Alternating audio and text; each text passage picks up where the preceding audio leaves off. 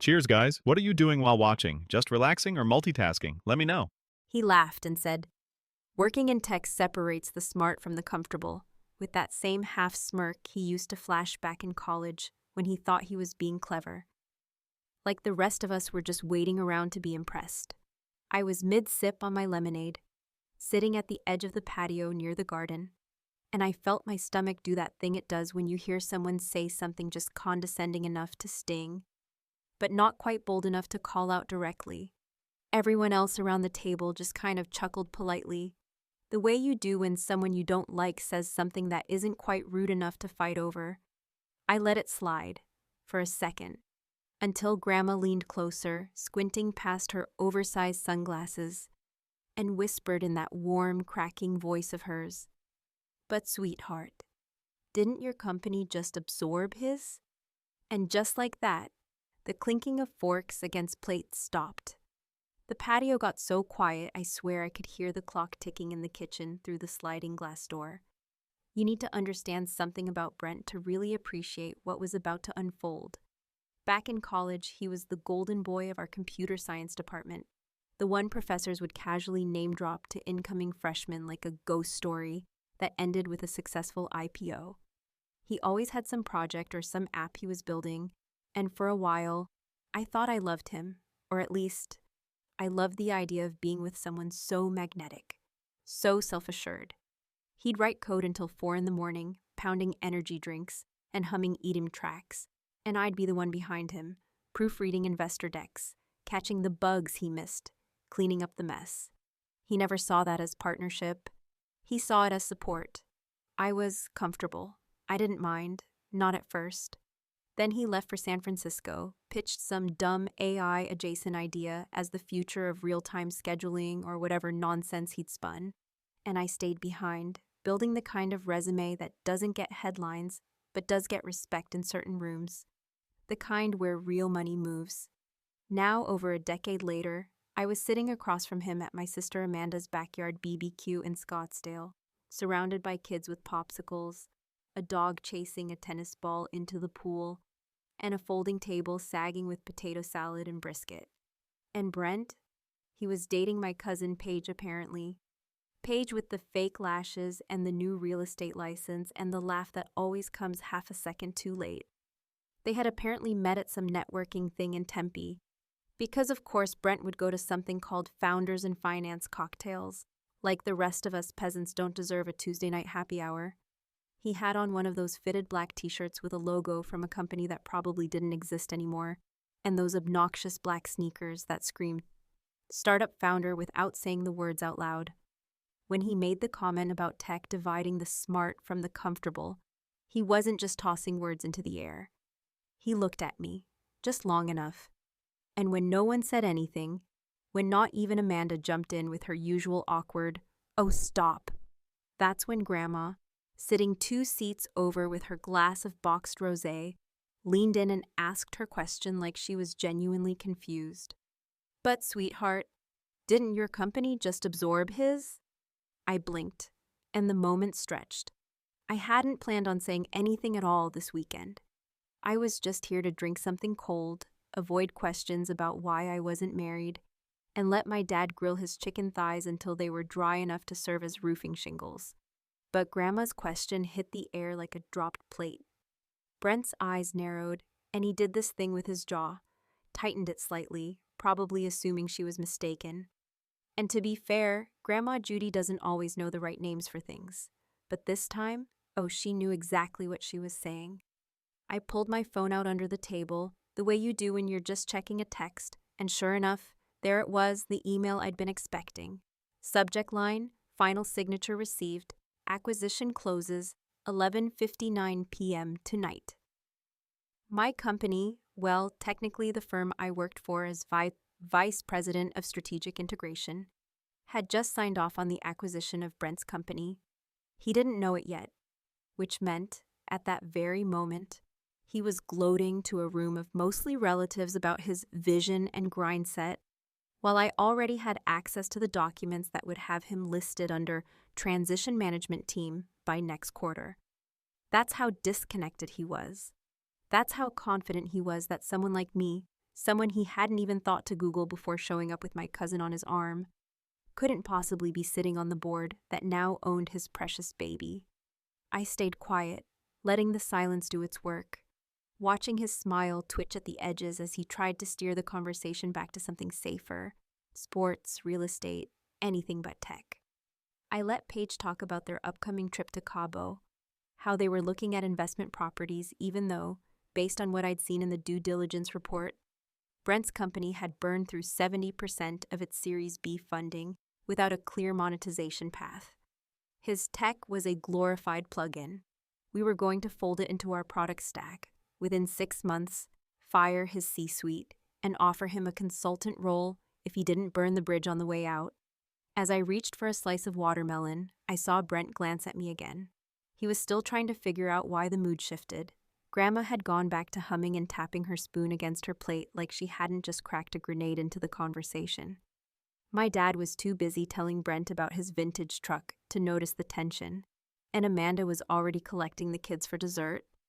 But I knew, and now, thanks to one sweet old woman and her perfectly timed question, I wasn't just going to enjoy the BBQ. I was going to enjoy the next 72 hours of slow, tactical revenge. I leaned back in my chair, stretched a little, and casually texted my assistant. "Can you check if the press embargo lifts Monday morning? Just want to be sure before the fireworks."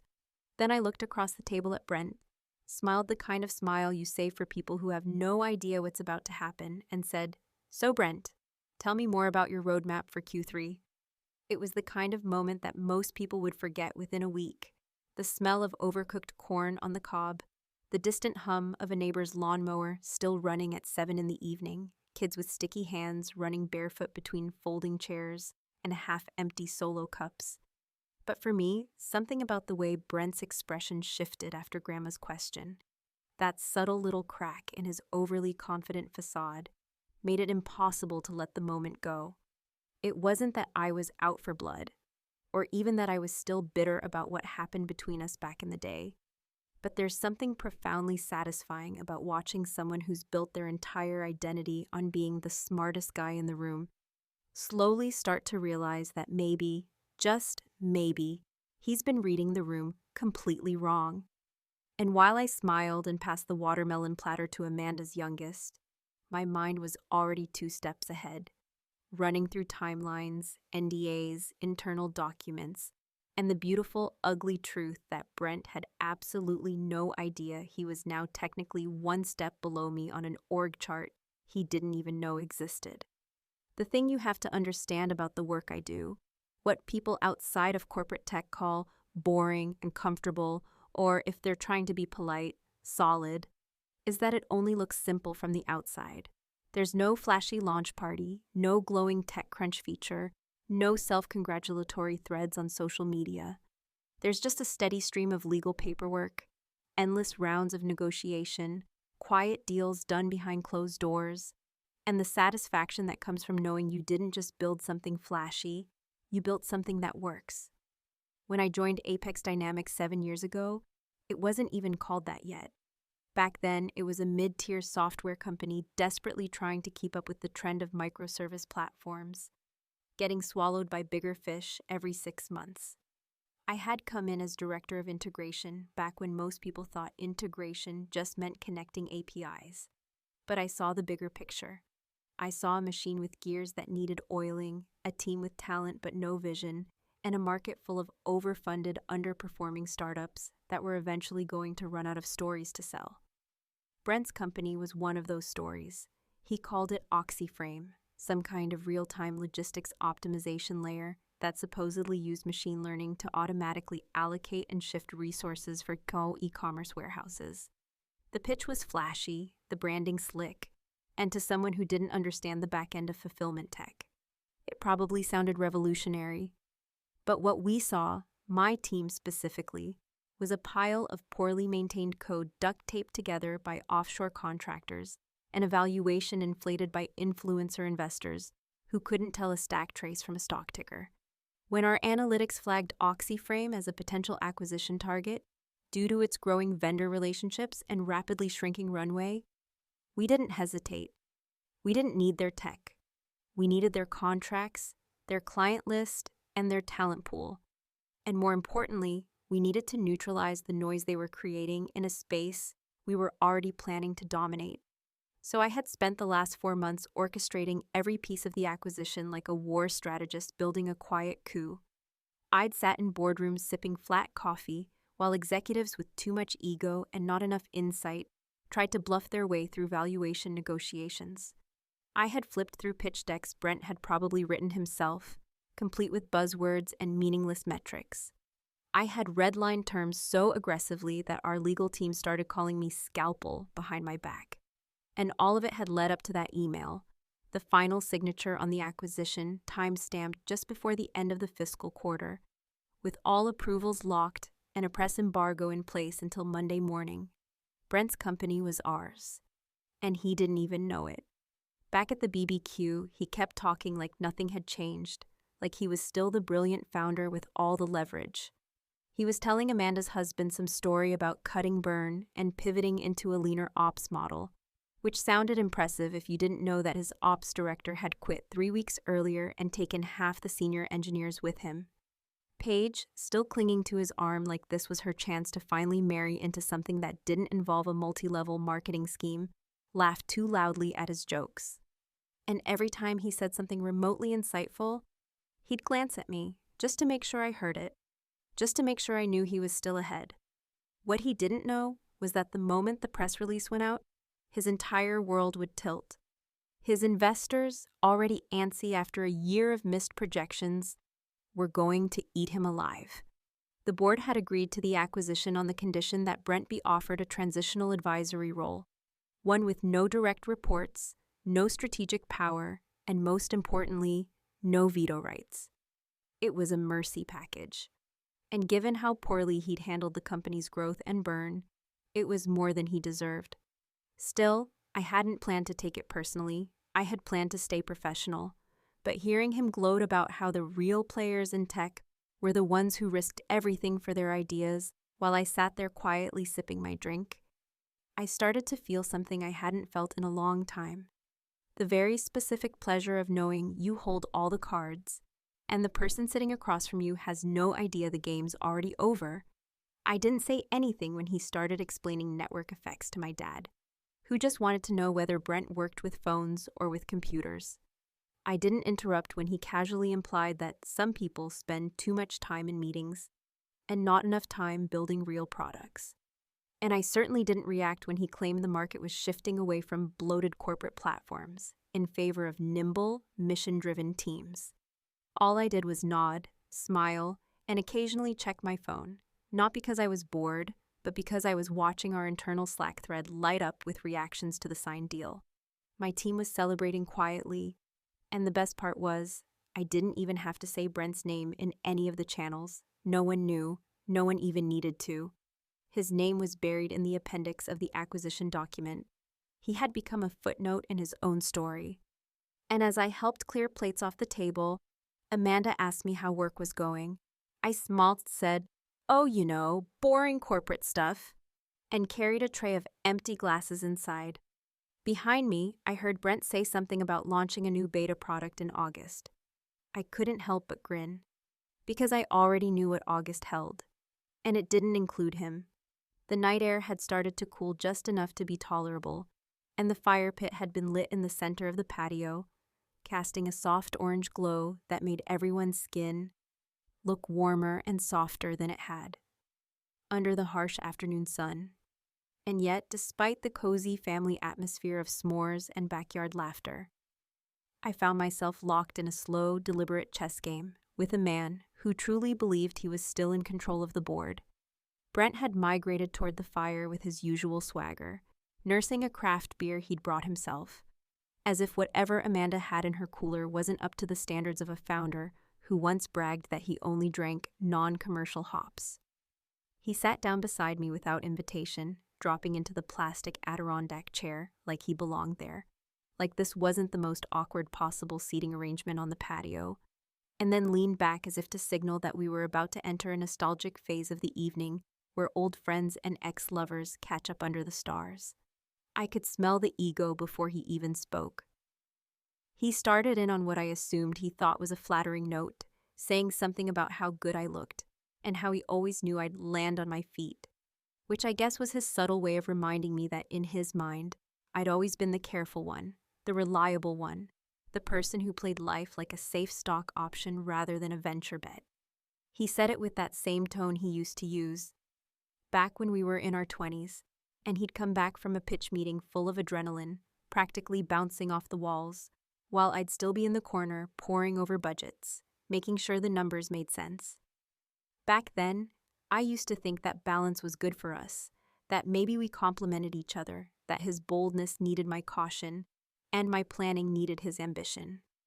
What I didn't realize until years later, and what he clearly still hadn't grasped, was that he had never seen me as an equal. I was a springboard, a support system, a sounding board, never a threat, never a contender. He asked me if I was still doing corporate stuff, like the phrase itself was a punchline, and I replied with a polite nod and a vague smile, the kind you reserve for people who aren't actually listening but are just waiting for you to stop talking so they can say something clever. I told him I handled mergers and integration strategies, which was the simplest, most sanitized version of what I actually did, and watched as he nodded slowly, probably thinking I spent my days managing Excel sheets and onboarding schedules. He asked if I ever missed building real things, which was the kind of comment that used to get under my skin, used to make me feel like maybe I wasn't doing enough, wasn't pushing hard enough, wasn't risking enough. But now it just made me marvel at how little he understood what power actually looked like in the world we both claimed to belong to. Because while Brent had been chasing investor hype and trying to reinvent the wheel with every pitch deck he slapped together, I had been quietly building influence in rooms he didn't even know existed. Rooms where product lines were shaped and companies were evaluated not by their buzzwords, but by their resilience, their data integrity, their actual usable value. He talked about iteration cycles and lean architecture, like he was still auditioning for a TED Talk. And I just nodded, let him go on, let him believe that I was still the same girl who used to take notes for him while he talked over professors. Every now and then, I'd throw in a, "That's interesting," or a, "Sounds like you're really innovating," just to keep the performance going. And the more he talked, the more I realized that he didn't just underestimate me. He couldn't even conceptualize the version of me that had been sitting on executive calls for the past 5 years, making decisions that impacted thousands of employees, dozens of product lines, and, as of this week, the future of his very own company. At some point, Grandma wandered over with a light blanket draped over her shoulders and sat down in the chair beside me, sipping tea from one of those glass mugs she always insisted made it taste better. She smiled at Brent and asked him how the startup was going, and he launched into a well-rehearsed spiel about market penetration and user acquisition, full of enough jargon to make it sound impressive if you didn't know better. Then she turned to me and said, "Didn't you say you were working on something with fulfillment tech?" And Brent, without missing a beat, said, "Oh, Rachel's always had a knack for operations. She's great with details." That was the moment. That was when it all crystallized. He didn't just not know. He didn't want to know. I looked at him for a long second, just long enough to make him shift uncomfortably. And then I said, "Yeah, I handle post-acquisition transitions, stuff like that." You'd be surprised how many companies think they're innovating when all they're really doing is scaling inefficiencies. The words were neutral on the surface, but I saw the flicker in his expression, that moment where something didn't quite compute. He opened his mouth, probably to ask what I meant, but before he could, my phone buzzed. I glanced down, a message from my assistant. "HR is asking if you want final sign-off on the transition package. Includes Brent. Thought you might want eyes on it before we move forward." I tilted my screen just slightly away from him, smiled again, and replied with a simple, "Yes, confirmed." Then I tucked the phone away, looked back at him, and said, "So, when's your next round of funding? Or are you going the acquisition route?" His eyes narrowed just slightly, a hitch in the breath, a pause too long to ignore, and I knew, in that moment, that the clock had started ticking. He didn't know it yet, but the countdown had begun. By the time Monday morning rolled around, the sun hadn't even crested the edge of my patio, and yet I was already sitting at my kitchen island, nursing a cup of coffee that had gone lukewarm from neglect, not because I had forgotten it, but because my mind had been running laps since the moment I opened my laptop and saw the finalized email thread from our PR team, neatly time-stamped and color-coded, confirming that everything, every word, every comma, every quote from leadership had been double-checked, legally scrubbed, and scheduled for release at exactly 9 o'clock Eastern. There was something almost theatrical about the way it all came together, the clean efficiency of corporate warfare, the knowledge that while the rest of the world was just now dragging themselves out of bed and scrolling through emails with one eye open, a man I used to know better than I ever wanted to was about to find out that the empire he believed he was still building had quietly been sold out from under him, all while he was busy trying to impress my family with stories of vision and scaling strategy.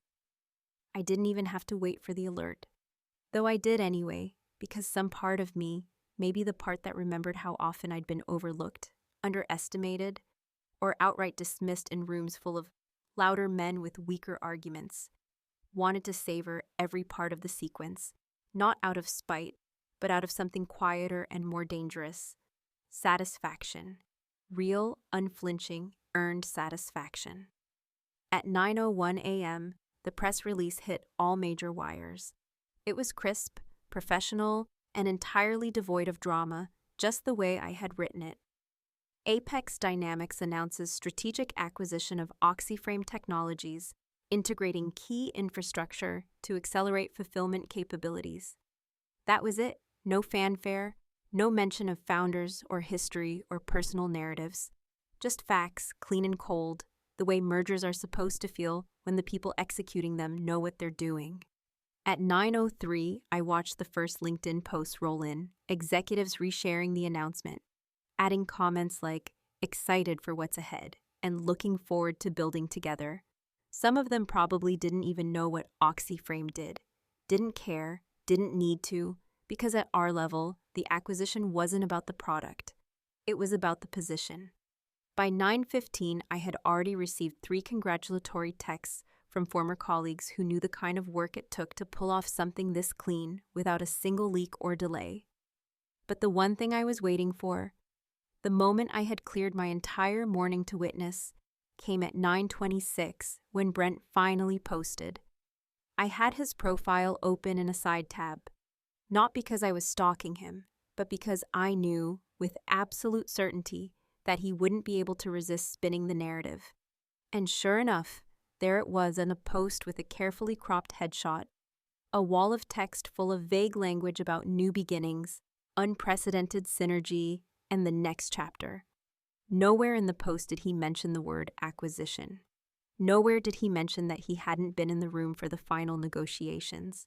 Nowhere did he acknowledge that the advisory role he'd agreed to was a formality at best, a placeholder until we decided whether he had any actual utility left. The comment section filled quickly, former interns and clout chasers piling on with, "Congratulations, legend, and can't wait to see what you build next."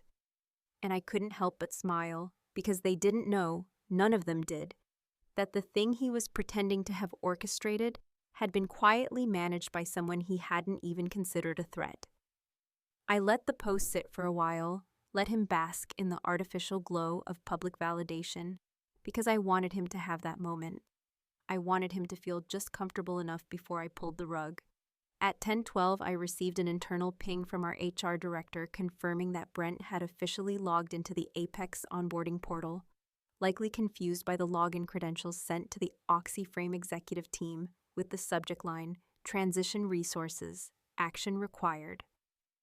At 10:15, I received a calendar invite, sent by his assistant, no doubt under instructions from him, requesting a one-on-one meeting titled Catch Up, with a time slot for dinner that evening, at a place downtown that, predictably, was known for its truffle risotto and its overpriced cocktails.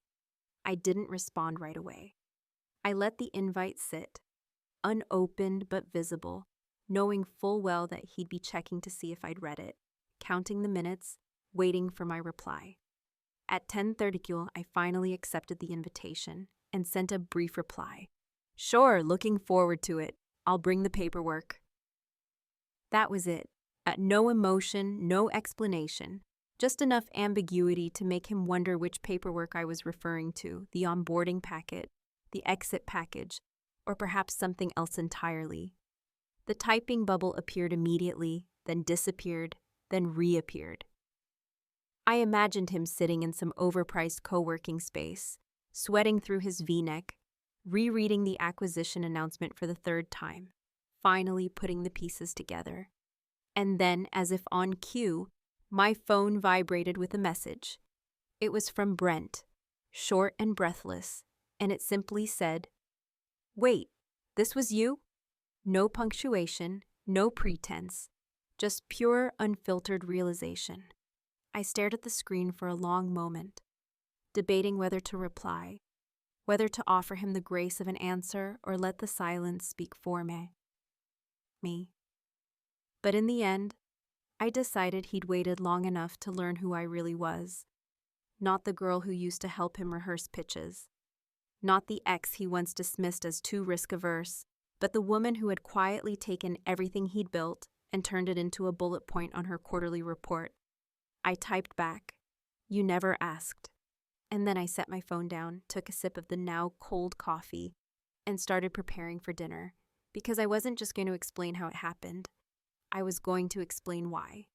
The restaurant he chose for our little catch-up was one of those mid-century modern spots downtown that tried far too hard to feel spontaneous and unpretentious, despite the fact that every inch of it was curated to perfection.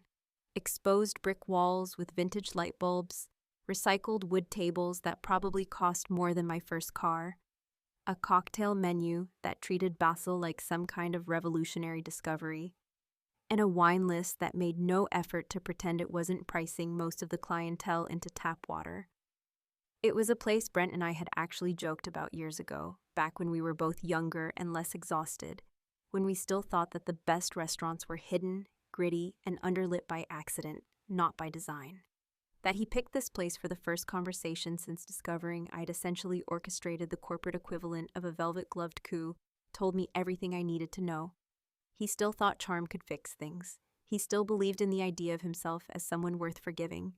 He stood up when I walked in, like we were on a date or something, and I could see the confusion still swirling beneath the polished surface, that calculated calm he always tried to project when he didn't have a plan. His blazer was too fitted, his smile too wide, and the pause before he spoke just a little too long, which told me the questions were still eating at him. I took my seat across from him, ordered a gin and tonic with extra lime before he could suggest something absurd like a hand-forged elderflower cocktail, and waited. He made small talk, asked about my flight, my day, the weather in Scottsdale, like there wasn't an elephant the size of $1 billion acquisition sitting between us, waiting to crush the furniture. I let him ramble, sipping slowly, until finally, after a particularly forced laugh at his own joke, he leaned back and said, "Okay, so, how long have you known?" It was almost adorable, the way he asked it like he was the one unearthing a mystery. Like I was some complex puzzle to be solved instead of the person who had quietly and deliberately outmaneuvered him on every front. I didn't answer right away. I wanted him to sit in that discomfort, to feel, for once in his well-padded life, what it was like to be the one trying to catch up. Eventually I said, 4 months, and watched the color shift slightly in his face. He nodded slowly, like someone pretending they weren't surprised, and said something about NDAs and the board moving behind his back. I let him have that, let him cling to the illusion that this was merely about timing and strategy and not a direct consequence of the choices he had made, not just in business, but in life. I explained calmly and without malice how the decision had come down to structural inefficiencies, risk mitigation, and projected value absorption. How, from where we sat at Apex, Oxyframe wasn't a unicorn. It was a risk profile with decent contracts and an inflated sense of self. I told him that we hadn't needed his product. We had better ones in-house. We needed his foothold in a market that was getting too loud with promises it couldn't keep. I told him that he could have been part of something bigger, that if he'd focused on building instead of branding, this conversation might have looked very different. And I told him that the irony of all of it, the real kicker, was that the person he'd once deemed too comfortable, too conventional, too risk-averse, had seen the writing on the wall long before his own leadership team had. He tried to recover. He tried to talk about new ventures and learnings, all the language of a founder repositioning failure as evolution, but the words felt brittle, like they were made of glass. And when I told him I hadn't included his name in the internal memo, hadn't even flagged it in the executive brief, he finally stopped talking. He looked at me like he didn't recognize me, like the person sitting across from him had only just stepped into the light. I think for the first time in our entire shared history, Brent saw me not as the supportive ex, or the background operator, or the diligent note-taker, but as the exact thing he never imagined I could become. The quiet strategist who didn't need to raise her voice to win the game. Dinner ended politely. He paid. I thanked him. We stood on the sidewalk outside, the night air soft and a little humid, and for a second, it almost felt like the part in the movie where two people find closure, where the past is forgiven and the future is still full of possibility. But when he reached out to hug me, I stepped back slightly and just offered my hand. He took it, held it too long, and said, "You were always smarter than you let on." I smiled, not because I was flattered, but because I had finally run out of reasons to pretend his opinion mattered. "No," I said, "I just never needed to prove it to you."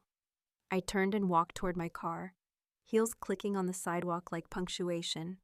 And when I sat in the driver's seat, the first thing I saw was a text from Grandma Judy.